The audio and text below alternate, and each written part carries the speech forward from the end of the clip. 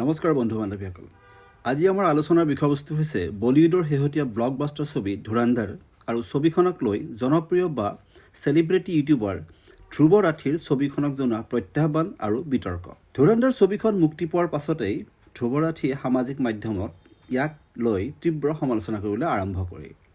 তেওঁ ছবিখনত দেখুওৱা হিংসা, কাহিনী আৰু বিষয়বস্তুক লৈ চিন্তা প্ৰকাশ কৰি কয় যে এই ধৰণৰ উপস্থাপনা সমাজত নেতিবাচক প্ৰভাৱ পেলাব পাৰে।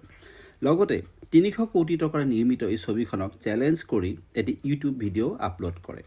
আনকি এই ভিডিঅ'ৰ আৰম্ভণিতে ধুৰন্ধৰ বুলি নামকৰণ কৰা এটা এআইৰে নিৰ্মাণ কৰা অন্য এটি কাহিনী উপস্থাপন কৰে আৰু বুজাব খোজে যে বৰ্তমান কৃত্ৰিম বুদ্ধিমত্তাৰ সময়ত পৰিচালকে বিচাৰিলে যিকোনো মানুহ বা সংগঠনৰ ভাৱমূৰ্তি ম্লান কৰিব পৰা ভিডিঅ' বনাব পাৰি।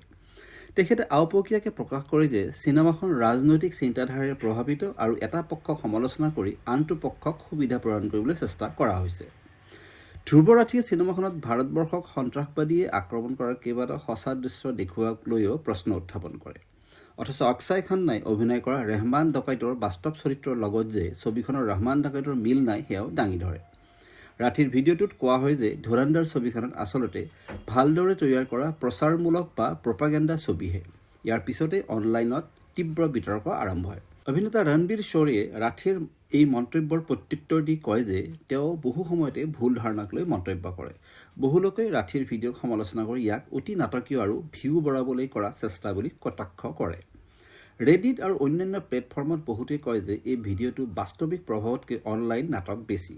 আন কিছুমানে তেওঁক নিজকে অত্যধিক গুৰুত্ব দিয়াৰ অভিযোগ কৰে। ইয়াৰ মাজতে এটা ভাইৰেল ঘটনা সংঘটিত হয় যেতিয়া ৰাঠিৰ সমালোচনামূলক ভিডিঅ'ৰ মাজতে ইউটিউবে ধুৰন্ধৰ ছবিৰ প্ৰচাৰ বিজ্ঞাপন দেখুৱাই দিয়ে।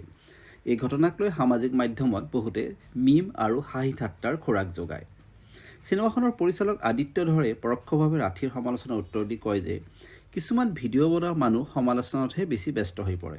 লগতে উল্লেখ কৰে যে তেওঁৰ ছবিখনে ৯০০ কোটিতকৈ অধিক টকা বক্স অফিচত উপাৰ্জন কৰি সকলো সমালোচনাৰ উত্তৰ দিছে।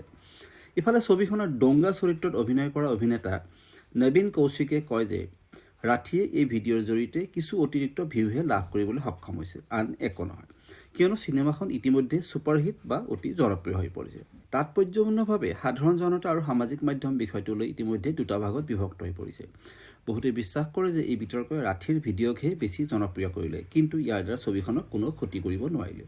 আপুনি কি ভাবে আমাক জনাবলৈ নাপাহৰিব। ধন্যবাদ।